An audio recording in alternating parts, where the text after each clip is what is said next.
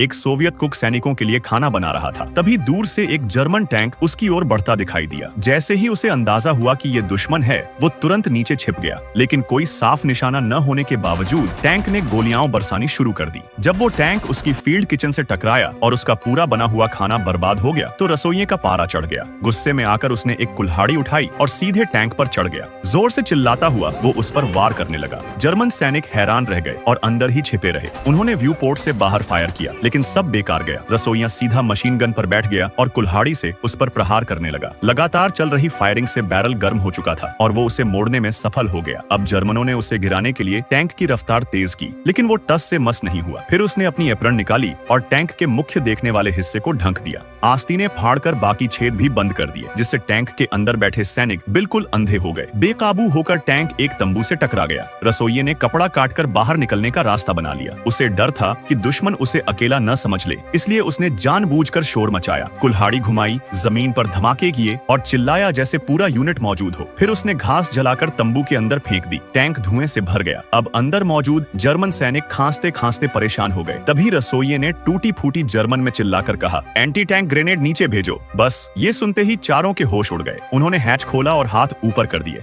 रसोइये ने तुरंत राइफल तान दी और सबको हथियार फेंकने को कहा। जब वो सैनिक पीछे मुड़े तो हैरान रह गए। जो उन्हें घेर रहा था वो कोई योद्धा नहीं, एक अकेला कुक था। लेकिन तब तक बहुत देर हो चुकी थी। रसोइया उनकी शक्ल देखकर ठहाका मारने लगा। कुछ समय बाद जब बाकी सोवियत सैनिक लौटे और दूर से टैंक देखा तो सभी घबरा गए, जमीन पर लेट गए और कवर में चले गए। मगर जब कमांडर ने झांक कर देखा तो पाया कि टैंक के पास वही रसोइया खड़ा है, हाथ में राइफल लिए और चिल्ला रहा है, बाहर आ जाओ, खाना तैयार है। सब दंग रह गए। जब उन्हें यकीन हो गया कि वो बंदी नहीं है, तब जाकर बाहर आए और जब पता चला कि उसने 4 जर्मनों को बिना एक भी गोली चलाए पकड़ लिया और एक टैंक भी छीन लिया, तो वो अवाक रह गए। ये कोई मनगढ़ंत कहानी नहीं, बल्कि हकीकत में घटी एक रोमांचक घटना है।